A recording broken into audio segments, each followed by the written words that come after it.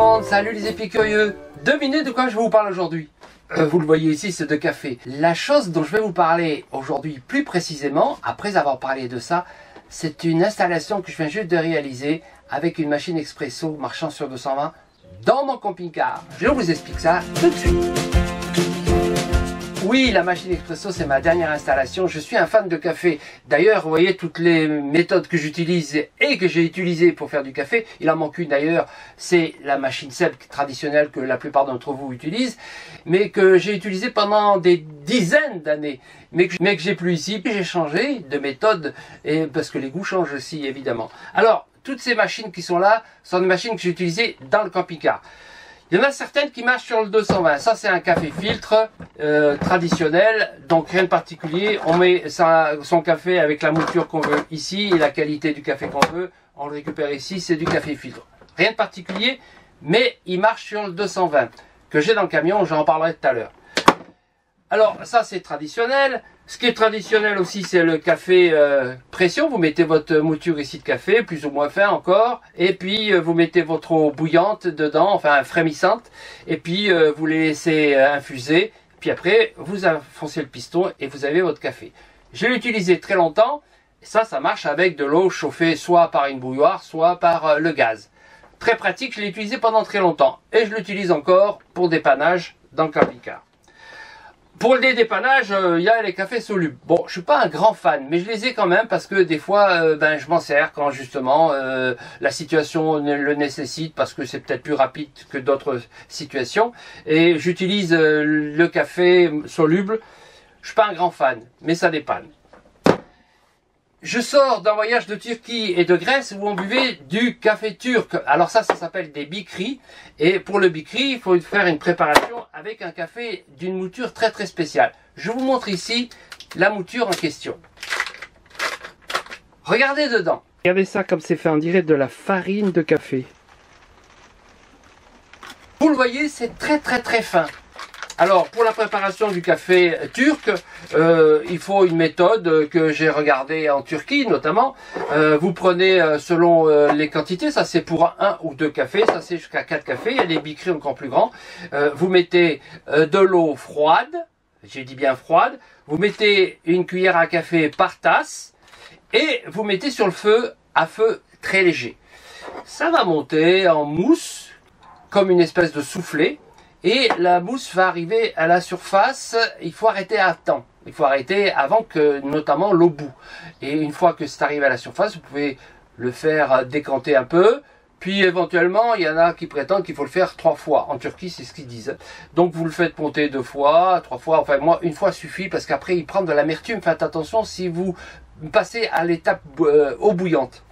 Donc une fois que c'est ça, bien vous le laissez bien reposer. Et une fois qu'il est reposé, vous le versez dans votre tasse en faisant attention de ne pas verser la mouture qui est au fond. Et une fois qu'il est là, vous le laissez encore reposer et vous buvez ça en aspirant la surface pour éviter de le prendre tout d'un coup et d'arriver éventuellement à la mouture qui est au fond. Si vous le faites bien, il n'y en a pas au fond. C'est ce que j'ai fait pendant tout cet été. Et vous avez aussi ces objets-là que j'ai utilisés pendant très longtemps. Alors ça c'était une première étape que j'ai franchie et qui a permis de faire du café en ayant ici une machine particulière. On met son café ici, sa mouture ici. Alors il y a différents embouts qui sont plus ou moins fins et que l'on place ici ensuite. Alors on le place comme ça, on ferme comme ça. Et ensuite, on met ici la tasse parce que c'est là que le café va sortir. Et là, on met l'eau bouillante. L'eau bouillante qu'on a préparée à l'avance. C'est ça le problème déjà parce qu'il faut déjà avoir de l'eau bouillante. Alors, en randonnée, c'est pas trop possible de se balader avec de l'eau bouillante. Mais enfin, dans le camping-car, si vous mettez l'eau bouillante, ensuite vous appuyez ici en piston et vous avez de la pression qui va faire percoler l'eau à l'intérieur de ce filtre à café. Alors c'est l'équivalent des capsules ici, c'est l'équivalent sauf qu'il n'y a pas de capsule. Donc c'est intéressant sur le plan écologique. Malheureusement c'est quelque chose que j'ai fait quelque temps, mais ça s'est vite arrêté tout simplement parce que le piston qui est là, il a ses limites. Il y a un moment où la pression qu'il faut donner, qui doit être importante, elle se fait plus. Et le piston, je l'ai démonté, j'ai essayé de changer le joint. ça n'a rien changé, la pression n'était pas suffisante, j'avais un café qui n'était pas très bon. J'ai donc abandonné ça pour le remplacer par ça. Alors ça, c'est une machine qui marche sur le 12 volts, c'est l'avantage si vous n'avez pas le 220. Et donc ici, c'est le même principe. Vous allez mettre votre capsule ici en fait, hein. Vous allez fermer ensuite comme ceci. Vous allez récupérer le café ici. Et là, vous allez mettre votre eau. Alors, soit vous mettez de l'eau chaude, c'est ce que j'ai fait pendant très longtemps, parce que quand je suis dans le camping-car notamment, soit vous la faites chauffer, parce qu'il est capable de chauffer. Et notamment, vous avez ici un élément qui peut charger la batterie qui est là-dessous, et qui est d'ailleurs une grosse batterie, qui est rechargée grâce au 220 dans le camping-car. Donc, il faut avoir du 220 ou du 12 volts. Et donc, vous pouvez l'utiliser en balade. J'ai fait un tuto là-dessus, si ça vous intéresse, allez-y. Et ça fait du bon café. Sauf que, au fil du temps, là encore, la pression baisse et le café devient de plus en plus difficile à faire de qualité. On obtient un café moyen. Voilà pourquoi, moi qui aime bien le café, qui suis un buveur de café, et bien du coup, on a acheté une nouvelle machine à la maison qui fait du café moulu et du bon café. À la maison, il faut du 220. Elle est surtout très grosse la machine. Je peux difficilement imaginer la mettre dans le camping-car. Par contre, celle que j'avais, qui était une machine expresso que j'avais à la maison, qui était petite, eh bien, je l'ai transférée dans mon camping-car. Et c'est cette machine que je vais vous montrer ici et comment j'ai pu l'installer. Et comment je me suis pris pour l'installer de manière constante. Elle marche sur le 220, donc ça nécessite d'avoir le 220 dans le camion. C'est toute cette histoire que je vous raconte maintenant. Pour cette réalisation, j'ai récupéré des éléments que j'ai chez moi, qui sont en fait des chutes, hein, et j'ai rien acheté ici, sauf ici les champs que je vais utiliser pour cacher lorsque je vais mettre à dimension les planches que j'ai là. Alors, je vous explique ce que je vais faire. Avec cette planche-là et les vis qui sont là, je vais fixer l'expresso, la machine, ici. Alors bien sûr, je vais tailler à la bonne largeur, on va voir ça plus tard. Et je vais la fixer ici, de telle façon qu'elle ne puisse pas bouger lorsque je vais rouler. Cette planche-là que j'ai récupérée aussi, ben, je vais la mettre ici en équerre, de telle façon que je puisse l'enlever et la remettre facilement. Donc j'ai trouvé dans mes récupérations aussi ces éléments qui vont me permettre de bloquer sur la paroi. Cette vis, elle va bloquer ici et ça va me permettre de tenir ici l'ensemble. Alors j'ai prévu ici évidemment ces deux-là. Ça, c'est des équerres que j'ai récupérés aussi, qui sont des équerres d'un élément que j'ai pas utilisé dans un bricolage. Je vais les mettre ici en angle. Je vais même utiliser ce petit taquet que je vais exploiter ce trou, puisque je vais couper ici ma bande pour placer l'expresso et je vais mettre ce taquet dans ce trou qui est déjà présent. Et donc, j'aurai plus qu'à fixer mon élément vertical ici dans ce trou là, retailler tout cet ensemble évidemment, et avec les équerres qui vont venir ici derrière renforcer le système pour pas qu'évidemment il travaille, qu'évidemment il puisse se plier dans ce sens là lorsqu'il sera fixé ici. Et puis ce que je vais faire maintenant, c'est d'arriver à découper tous les éléments pour arriver à le placer dans cette place que j'ai prévue et qui va me permettre d'utiliser cet espace pour le mettre. On va voir ça ensemble une fois que je l'aurai fabriqué ce support. Pour compléter mon dispositif, ici j'ai prévu ici ce truc que j'ai récupéré d'un emballage, c'est de la mousse qui va me permettre de la placer derrière cet élément là. Je vais le coller là derrière pour éviter que lorsque ça sera sur la paroi qui est là, ben ça se mette à vibrer et finalement à faire du bruit. Donc ça me permettra d'avoir une isolation qui ne sera pas une isolation phonique, mais ici mécanique. L'espresso, je vais la mettre évidemment ici au plus près de ce bord-là, et je vais couper ici au plus près aussi pour que ça soit pas trop volumineux lorsque je vais le placer au-dessus du dossier de la dinette.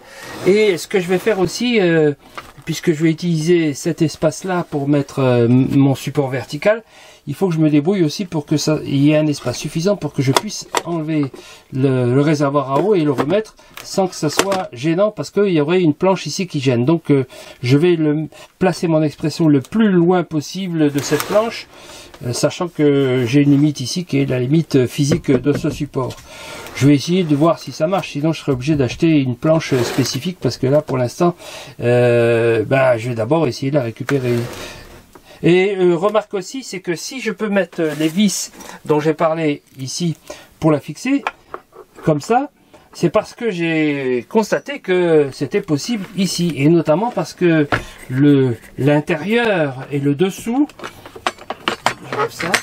l'intérieur et le dessous est creux. Ce qui va me permettre de faire un trou ici et de pouvoir ensuite enficher la vis qui va servir au maintien de la Nespresso. Alors, je l'ai choisi suffisamment longue et suffisamment large pour qu'elle soit costaud, avec une tête ici biseautée, de telle façon que ça puisse rentrer ici sans trop dépasser, pour l'esthétique en fait seulement, et surtout ici il faut que ça dépasse juste ce qu'il faut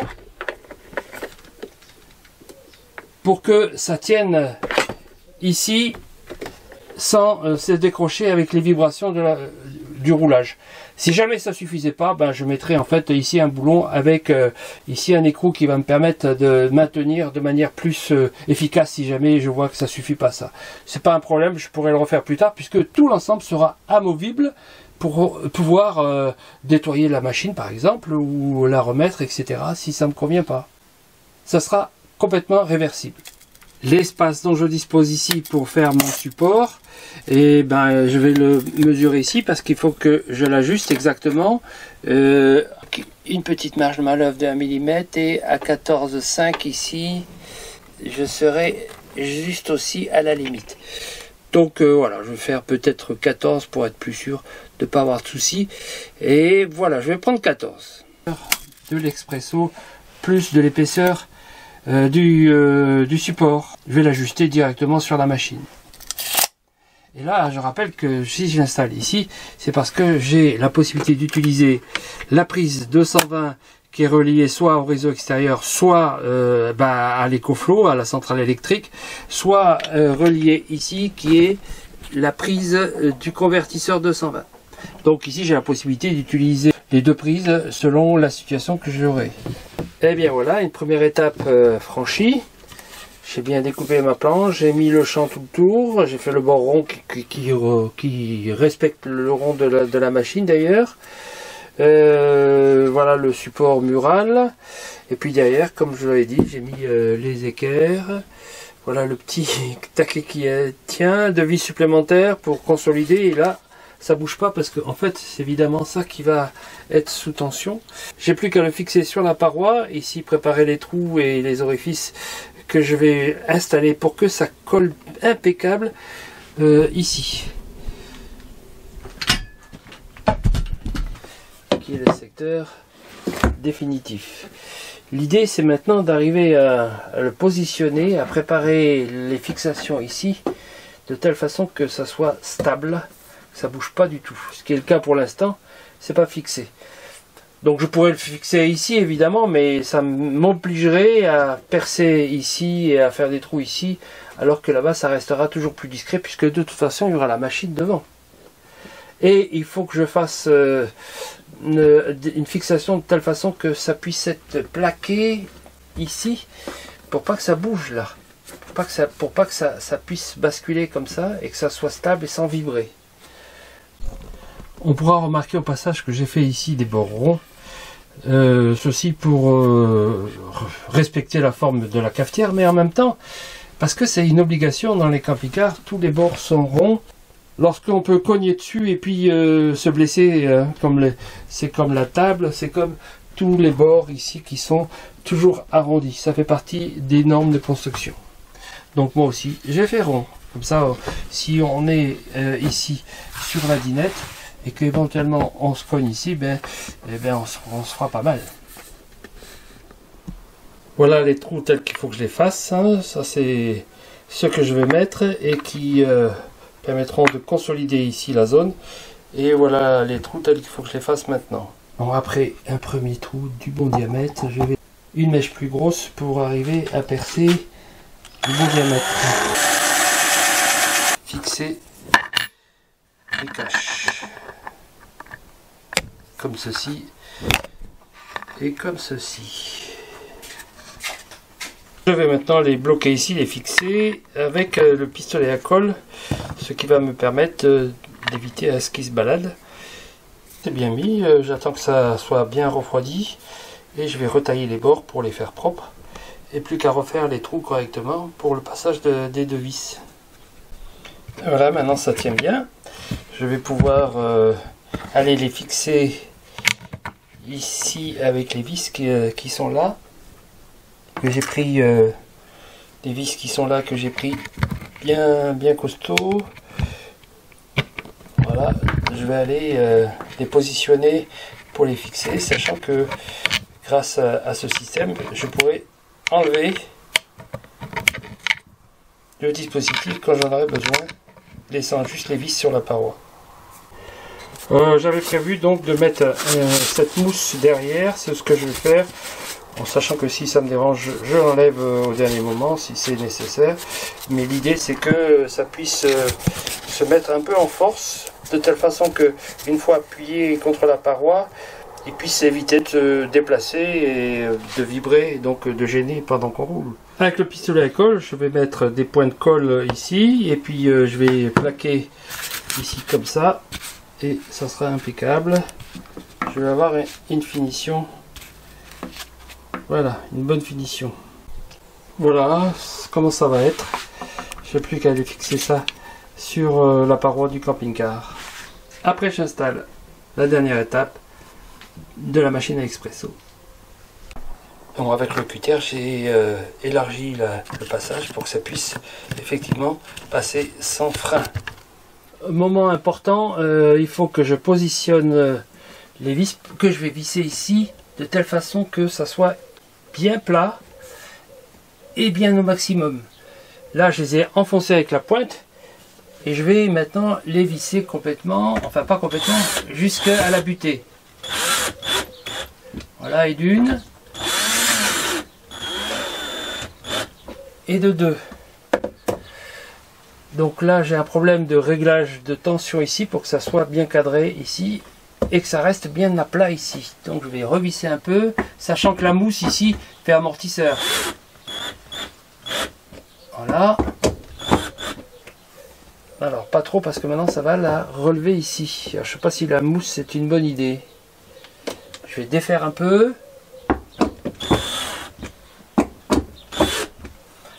Voilà, cette fois c'est bon. Le réglage est bon, j'ai plus qu'à fixer maintenant mon expresso là-dessus. Et là, ça bouge pas, ça vibre pas.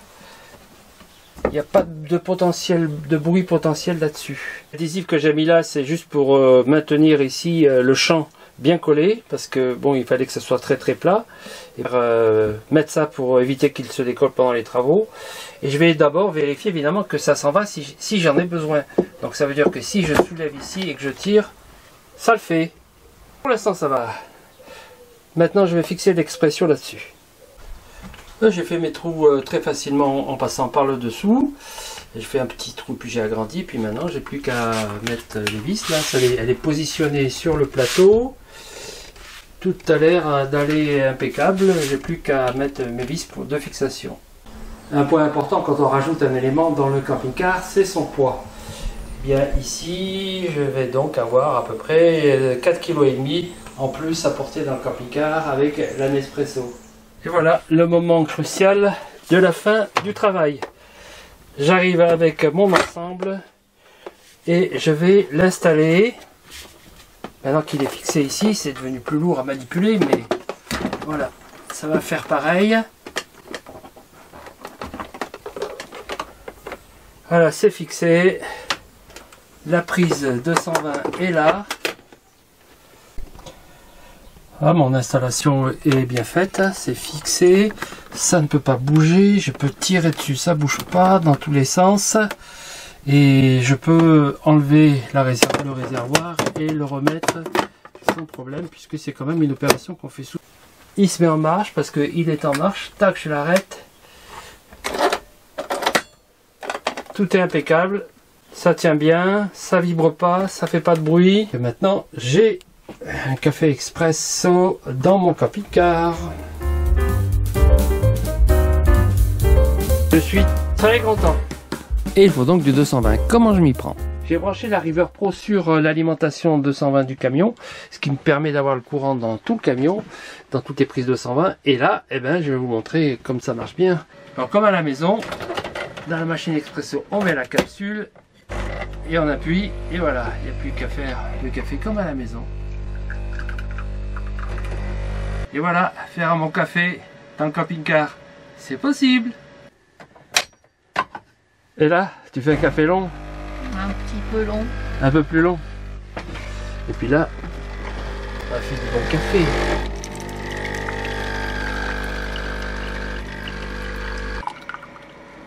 Alors, je vous ai convaincu? Vous voyez, c'est facile, pas compliqué. Moi, j'ai réutilisé même des chutes. Ça m'a coûté 0 centime, sauf la machine que j'ai reconvertie en expresso nomade. J'espère que ça va vous donner l'idée, si jamais c'est possible pour vous. Et je vous dis à bientôt, bon café. Et si vous avez aimé, n'oubliez pas de vous abonner. N'oubliez pas de mettre des likes. N'oubliez pas de mettre des commentaires. Je réponds à tous les commentaires. Je vous dis à bientôt, je vous embrasse. Et au prochain tuto, vlog, fais-le toi-même. Je teste pour vous. Tout est possible. Choisissez celui qui vous intéresse ou la série qui vous intéresse. Mettez dans les playlists. Bye bye. Ah, quand même plaisant de boire un bon café dans un beau cadre.